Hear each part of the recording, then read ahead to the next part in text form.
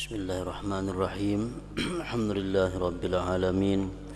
Wassalatu wassalamu ala asyrafil anbiya wal mursalin sayyidina wa maulana Muhammadin wa ala alihi wa ashabihi ajmain. Qala al-musannifu rahimahullah wa nafa'ana bi ulumihi fid dharain amin. Adab-adab bangun daripada tidur.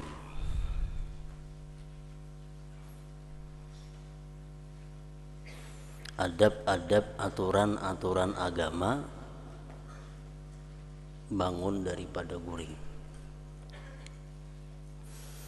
Perlu kita ketahui bahwa guring itu ada berbagai macam hukum terkandung di dalamnya. Ada guring itu hukumnya sunat, yaitu yang disebut dengan qailulah. Guring hukumnya berpahala apabila guring itu waktunya sekitar pukul 11 sampai jam 12 siang. Itu disebut ngarannya naumul qailulah. Karena guring pada saat itu adalah untuk memudahkan dan membantu untuk beribadah di tengah malam. Ada guring nang hukumnya makruh, seperti guring imbah sembahyang subuh, guring imbah sembahyang asar,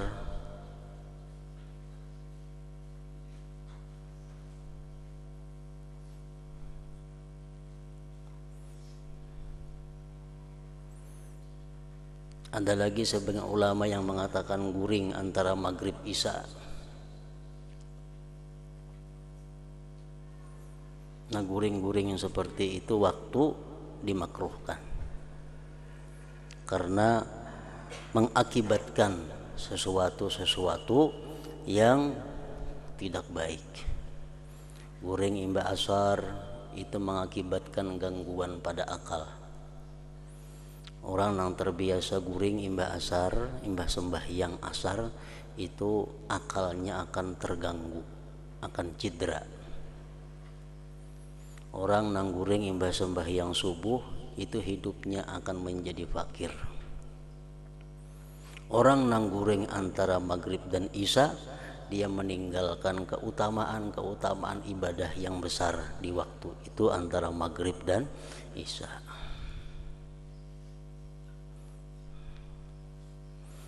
Ada lagi guring hukumnya haram. Guring nang hukumnya haram itu adalah guring di waktu masuk sembahyang dan inya kada yakin bangun di dalam waktunya. Umpamanya jam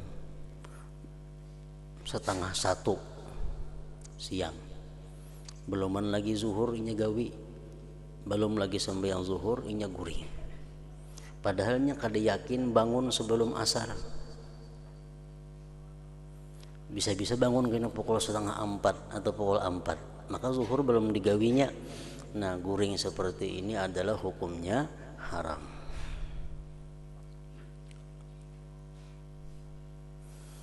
Dan ada juga guring yang hukumnya boleh, yaitu guring seperti biasa, yang selain daripada disebutkan tadi. Hendaklah engkau berusaha supaya dapat bangun dari tidur sebelum terbit fajar, sebelum azan subuh. Artinya berusaha bahwa bangun guring itu sebelum orang azan subuh. Dan hendaklah zikrullah yang mendahului segala sesuatu. Hendaklah begitu bangun guring, yang pertama diingat, yang pertama diucap adalah Allah Subhanahu wa ta'ala.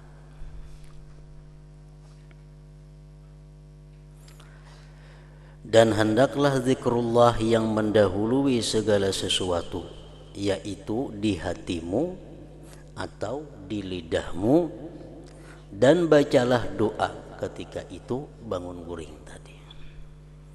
Sebagaimana kita menutup jaga kita dengan doa, dengan zikrullah, bangun daripada guring pun hendaknya kita mulai dengan zikrullah. Kita hendak guring disuruh membaca macam-macam banyak ayat-ayat Quran. Ya sekurang-kurangnya doa bismikallahumma ahya wa amut umpamanya. Itu paling kada itu. Nah karena bangun guring pun dituntut demikian. Di antara lain doanya adalah alhamdulillahilladzi ahyana ba'da ma amatana wa ilaihin nusyur. Itu sekurang-kurangnya. Bangun guring, jangan mengucap apa-apa, jangan mengingat apa-apa. Hendaklah pertama yang keluar dari mulut kita, alhamdulillahilladzi ahyana ba'da ma amatana wa ilaihin nusyur. Artinya apa? Segala puji bagi Allah, Tuhan yang menghidupkan kami setelah mematikan kami, dan kepadanya kita akan kembali. Nah itu artinya alhamdulillahilladzi ahyana ba'da ma amatana wa ilaihin nusyur. Nah itu artinya. Lebih baik lagi kalau kawa disambung dengan tambahan-tambahan di bawah ini. Wal azamatu asbahna wa asbahal mulku lillah, wal azamatu was sultanu lillah, wal izzatu wal qudratu lillahi rabbil alamin. Asbahna ala fitratil islam wa ala kalimatil ikhlas wa ala dini nabiyyina Muhammadin sallallahu alaihi wasallam wa ala millati abina Ibrahim hanifan muslima wa ma kana minal musyrikin. Artinya telah berpagi-pagi kami dan telah berpagi-pagi segala kerajaan itu bagi Allah. Segala keagungan dan kerajaan itu bagi Allah. Segala kemegahan dan segala kekuasaan hanya bagi Allah, Tuhan sekalian alam. Telah berpagi-pagi kami atas keadaan fitrah Islam dan kalimat ikhlas, dan di atas agama Nabi kami Muhammad sallallahu alaihi wasallam, dan atas millah agama Nabi Ibrahim alaihi salam, yang selalu dalam keadaan condong kepada Islam dan membenci agama yang lain. Dan bukanlah Nabi Ibrahim itu seorang yang musyrik. Allahumma inna nas'aluka an tab'athana fi hadzal yaumi ila kulli khair wa na'udzubika an najtariha fihi su'a aw najurruhu ila muslim. Allahumma bika asbahna wa bika amsayna wa bika nahya wa bika namut wa ilaikan nusyur wa nas'aluka khaira hadzal yaum wa khaira ma fihi wa na'udzubika min syarri hadzal yaum wa syarra ma fihi. Itu bacaan doa sesudah bangun guring nang sepanjangnya. Wahai Tuhan, kami meminta kepadamu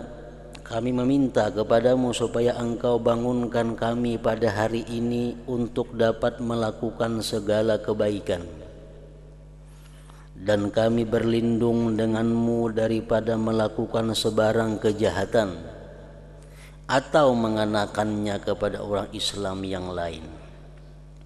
Ya Allah, denganmu kami berpagi-pagi, dan denganmu kami berpetang-petang, dan denganmu kami hidup, dan denganmu kami mati, dan kepadamu kami akan dikembalikan.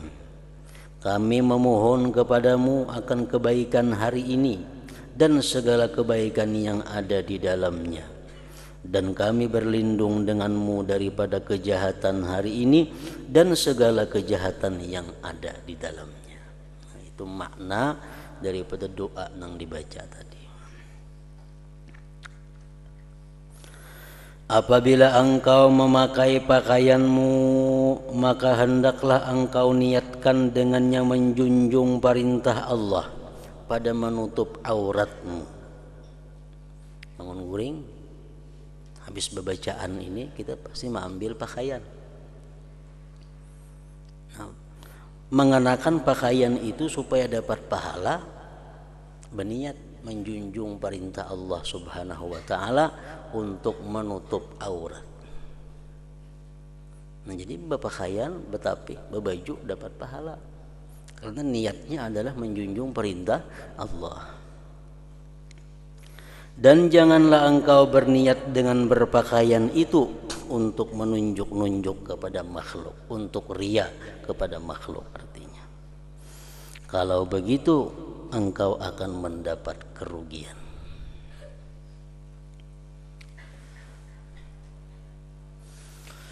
Yang kedua, adab-adab masuk ke dalam tandas atau WC.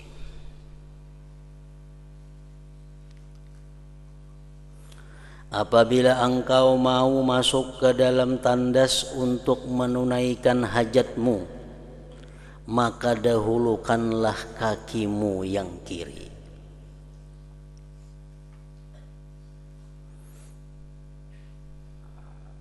Sunat itu.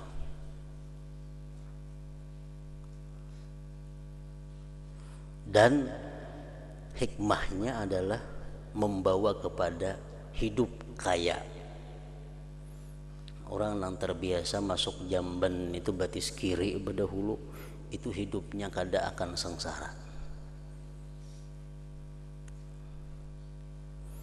Apabila engkau mau masuk ke dalam jamban tandas untuk menunaikan hajatmu, maka dahulukanlah kakimu yang kiri.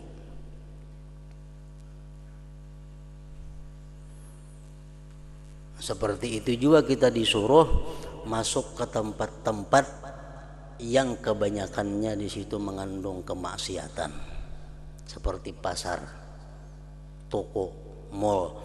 Nah, betis kiri dulu masuk, berpahala itu.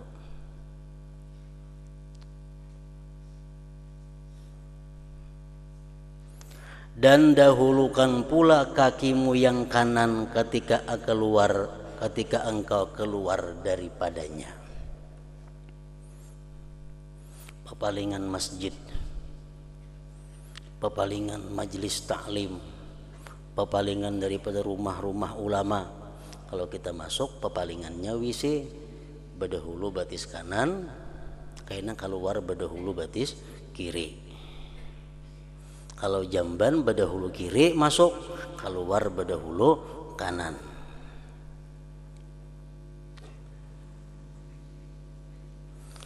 Dan janganlah engkau membawa sesuatu yang ada padanya tulisan nama Allah dan Rasul-Rasulnya.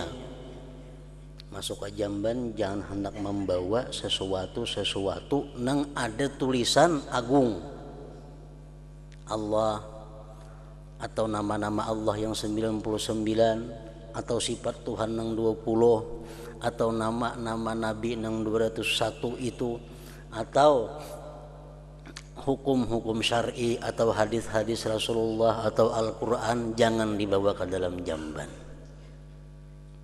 Hukumnya khilaf ulama, ada yang mengatakan makruh, ada yang mengatakan haram. Kecuali kada ada tempat meletakkan di luarnya. Kada ada tempat meletakkan di luar. Misalnya utas kita misalnya berharga, di situ ada tulisan Allah. Hendak ke jamban diandak di luar ini hilang. Nah, terpaksa dibawa masuk ke dalam jamban. Nah, itu kada apa-apa. Kalau kada ada alasan, bisa makruh hukumnya, bisa haram.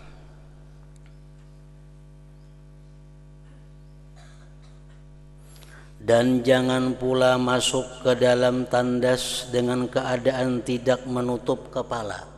Sunat. Di dalam WC disediakan kupiah khusus WC. Jadi masuk ke jamban berkupiah. Atau tidak berkasut, kada bersandal. Jangan juga, artinya mesti memakai sandal.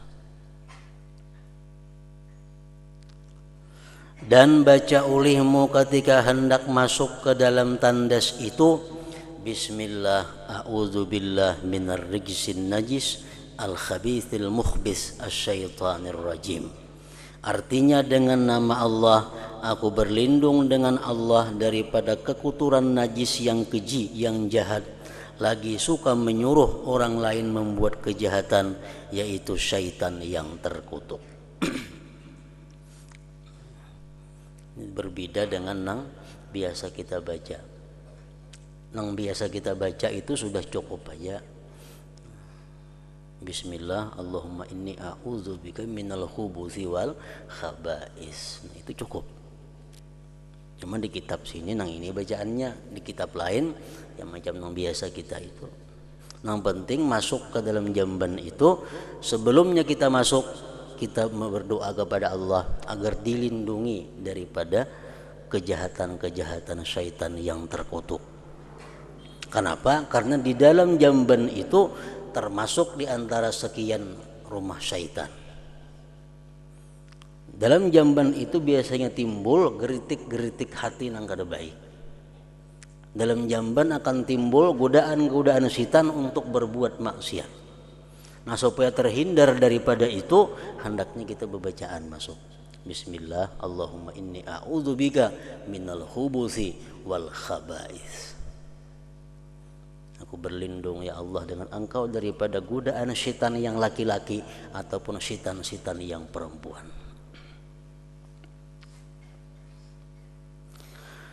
Dan sesudah engkau keluar daripada tandas, hendaklah engkau baca.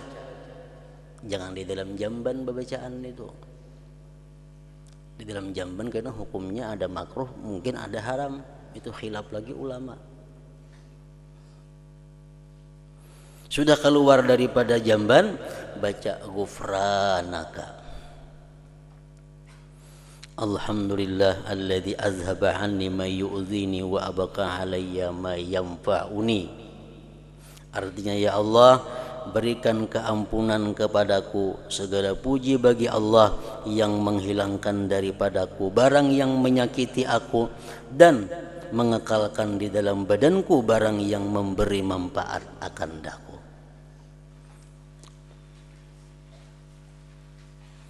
Bacaannya macam itu di kitab sini.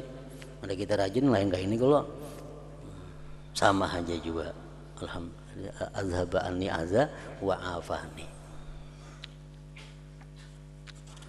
Ghufranaka artinya apa? Ghufranaka, aku minta ampun kepada Engkau ya Allah. Fi'ilnya dibuang. As'aluka ghufranaka, aku minta kepada Engkau ampunan Engkau. Karena apa kita minta ampun? Kalau di jamban maka minta ampun, kenapa?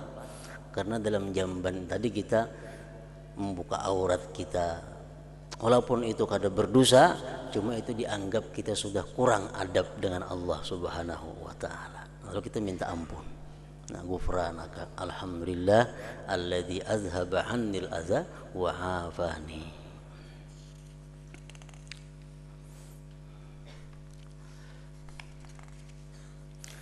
Dan sebaiknya hendaklah engkau siapkan segala yang engkau perlukan untuk beristinja itu sebelum engkau qadha hajat. Itu sudah nyata. Sebelum kita masuk jamban, siapakan dulu banyunya segala macamnya. Jangan tuntung cari banyu kena abud. Jadi punya ada keran, dibuka dulu kerannya, bebanyu kada. Bila kada bebanyu kerannya, mencari banyu dahulu hanyar. Sebaiknya hendaklah engkau siapkan segala yang engkau perlukan untuk beristinja itu sebelum engkau qadha hajat. Dan jangan engkau beristinja dengan air di tempat qadha hajat. Nah, ini kita kada kau memakai. Amun kita nang bebisi macam kayak nang ada-ada nih. Kenapa? Karena kita berbasuh di tempat di mana kita qadha hajat. Nah, otomatis risikonya apa? Tuntung qadha hajat kita mesti basuh separuh awak kaina. Kenapa? Karena jelas sudah ada percikan-percikan najis nang tabulik ke tubuh kita.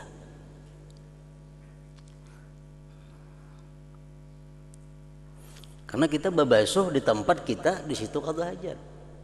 Nah musim jakanya kawa itu kita itu babasuh di lain tempat qada hajat. Namun di sungai Betang Banyu udah jadi masalah, larut nih tuh.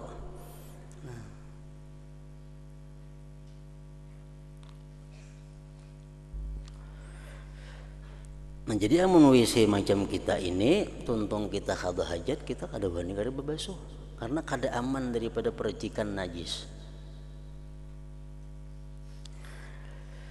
Dan hendaklah engkau beristibra, melawaskan daripada air kencing dengan cara engkau berdihim-dihim dan melalukan jari di bawah kemaluanmu 3 kali supaya bujur-bujur tiis.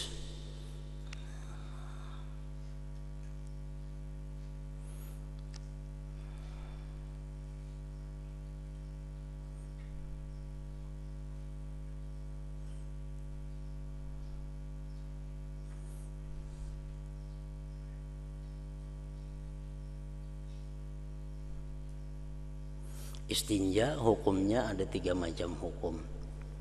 Pertama, istinja hukumnya wajib. Seperti orang bakameh atau bahira, itu wajib. Ada istinja nang sunat, seperti orang yang keluar mani, karena itu kada najis, sunat saja nya babasuh. Ada istinja nang makruh, bakantut babasuh, itu makruh.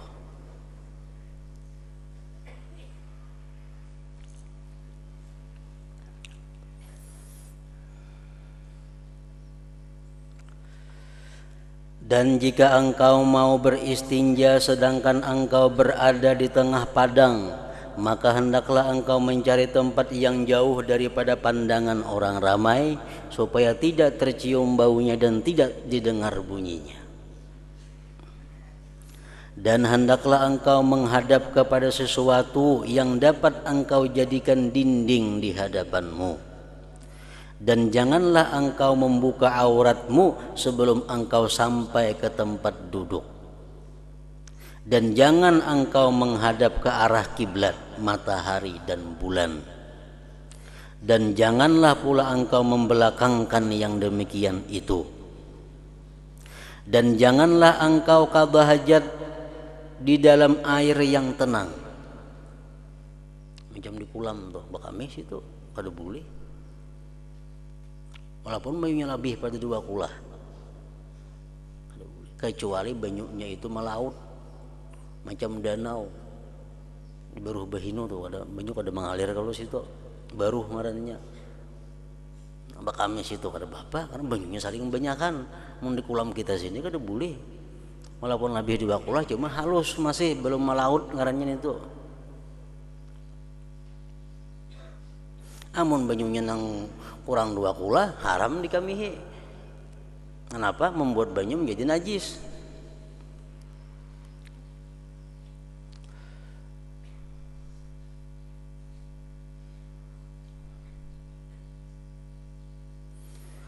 Dan janganlah engkau qada hajat di dalam air yang tenang atau di bawah pokok pohon yang berbuah, walaupun kada parahatan berbuah. Di bawah pohon mangga, di bawah pohon rambutan, di bawah pohon jambu, bawah pohon pisang, jangan, dilarang. Mun pohonnya kada berbuah, kada apa-apa dikamihi di bawahnya itu.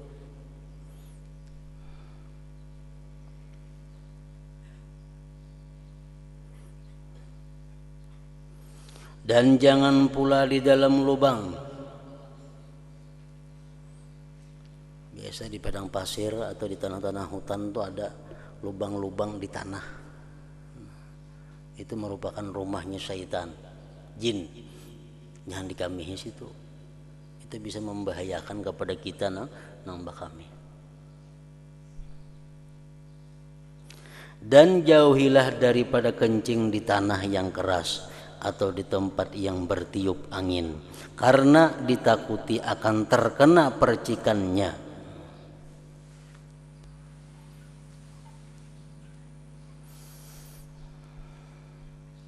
Seperti sabda Rasulullah sallallahu alaihi wasallam, inna ammata azabil qabri minhu, artinya sesungguhnya kebanyakan siksa kubur adalah berpuncak daripadanya, yakni dari sebab tidak berhati-hati dalam bersuci daripada najis. Jadi istinja kita mesti di panangahan andaknya, iktisar artinya itu nang bujur. Jangan sampai ifrat atau tafrid. Tafrid pembarang kami, kada hati-hati itu berbahaya. Karena kebanyakan azab kubur dari situ timbulnya. Makami itu pembarang. Kada tahu percikannya kemana-mana, kada tahu makami habis. Nah, itu tafrid ngarannya. Dan jangan sampai juga ifrat. Ifrat itu melampau batas. Ini waswis kini jadinya. Bakami namusnya banyu cukup setengah liter, nya 2-3 gayung bebasuh. Setengah kepala lah percikannya, atau awak lah, padahal saling jauhan kadang mungkin sampai ke kepala percikannya, cuma asa ada di kepala. Nah, itu ifrat ngarannya. Jadi yang benar di mana iktisad, tengah, jangan pembarang, jangan kaliwatan. Dan hendaklah engkau duduk ketika qada hajat itu dengan memberatkan sebelah kakimu yang kiri, supaya lebih mudah keluar najis. Jadi waktu kita duduk qada hajat itu, batis kiri nang berperan menupang awak, menupang tubuh, beratakan ke sebelah batis kiri supaya mudah, supaya lakas keluar najis. Dan janganlah engkau kencing di dalam keadaan berdiri kecuali ketika darurat. Dan himpunkanlah di dalam istinja itu antara menggunakan batu, boleh diganti dengan kertas tisu, dan air. Ini kelakuan yang dipraktikkan oleh ahli Kuba, penduduk Kuba di Madinah. Penduduk Kuba tuh kalau qada hajatnya istinja lawan batu, hanya lawan banyu. Dipuji oleh Allah Subhanahu wa taala dalam Al-Qur'an. Dipuji oleh Allah. Lawan batu dulu istinja, hanya lawan banyu. Dan jikalau engkau hanya mau menggunakan salah satu di antara dua perkara ini, batu atau banyu, maka hendaklah engkau memilih untuk menggunakan air, karena itu lebih afdal. Dan apabila engkau mau menggunakan batu saja, maka carilah 3 biji batu yang suci, yang dapat menyerapkan, menyuci dan mengeringkan najis. Maka engkau sapu dengan batu itu akan tempat keluar najis, sekira-kira tidak menyebabkan najis itu merebak ke tempat lain. Dan begitu pula hendaklah engkau sapu kemaluanmu dengan 3 kali sapu dengan sebiji batu. Artinya kalau batunya ganal, cukup sebiji batu 3 buncung. Kalau batunya halus-halus 3 biji maka batunya. Dan jikalau belum hasil bersih dengan 3 biji batu, maka hendaklah engkau sempurnakan istinjamu dengan 5 biji batu atau 7 biji, sehingga jadi suci tempat keluar najis itu. Dan bilangan batu itu disunatkan ganjil. 3 kada bersih, 4 bersih, tambahi sebiji lagi, supaya ganjil bilangannya. Dan menyucikan tempat keluar najis itu hukumnya wajib. Dan janganlah engkau beristinja dengan tangan kanan, makruh. Tangan kanan untuk perkara-perkara yang mulia. Dan hendaklah engkau membaca doa setelah selesai istinja ini dengan katamu, Allahumma tahhir qalbi minan nifaq wa hassin farji minal fawahish. Nah ini doa ini pun dibaca sesudah keluar WC, berdahulu pada doa nang tadi. Nah jadi begitu tuntung kita qadha hajat di dalam jamban, kita keluar baca doa Allahumma tahhir qalbi minan nifaq wa hassin farji minal fawahish ghufranaka alhamdulillah alladzi azhaba annil ahza wa afani. Artinya apa? Ya Allah, sucikanlah hatiku daripada sifat munafik dan peliharakanlah kemaluanku daripada kejahatan seperti zina. Dan hendaklah engkau menggusukkan tanganmu dengan tanah. Dahulu kan ada apa-apa di zaman Rasulullah itu, tuntung bahira, tuntung bekami, tuntung bebasuh, nah, tangan digisangakan gina ke tanah supaya kasat, supaya bersih. Nah, imbah digisangakan jangan dicium tangan.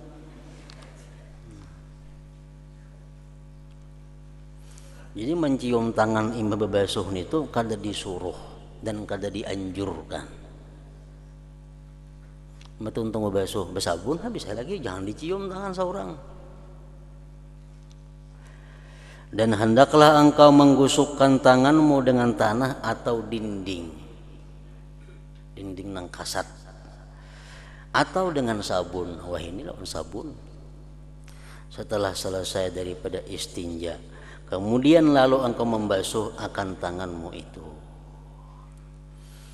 Nah, hingga situ dulu. Yang ketiga, adab-adab mengenai berwudu, mengambil air sembahyang. Kayak apa cara supaya wudu itu menjadi wudu yang sempurna sesuai dengan perintah Nabi, asbighil wudu, sempurnakan wudu. Kayak apa cara-cara supaya dapat wudu yang sempurna? Nah, mesti memakai adab-adabnya. Hadratin Nabi sallallahu alaihi wasallam. Al-Fatihah. Bismillahirrahmanirrahim.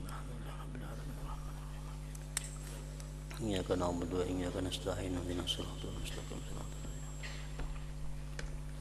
Bismillahirrahmanirrahim. Alhamdulillah rabbil alamin. Allahumma shalli wa sallim ala sayyidina Muhammad wa alihi wa sahbihi ajma'in. Allahumma ighfir lana ma akhta'na wa ma tahammadna wa ma asrarna wa ma a'lanna wa ma asrafna wa ma anta a'lam bihi minna. Antal muqaddim wa antal muakhir, la ilaha illa anta. Allahumma ja'al jam'ana hadha jam'an maghfura wa tafarruqana min ba'di tafarruqan ma'suma. Sallallahu ala sayyidina Muhammad wa alihi wa sallam.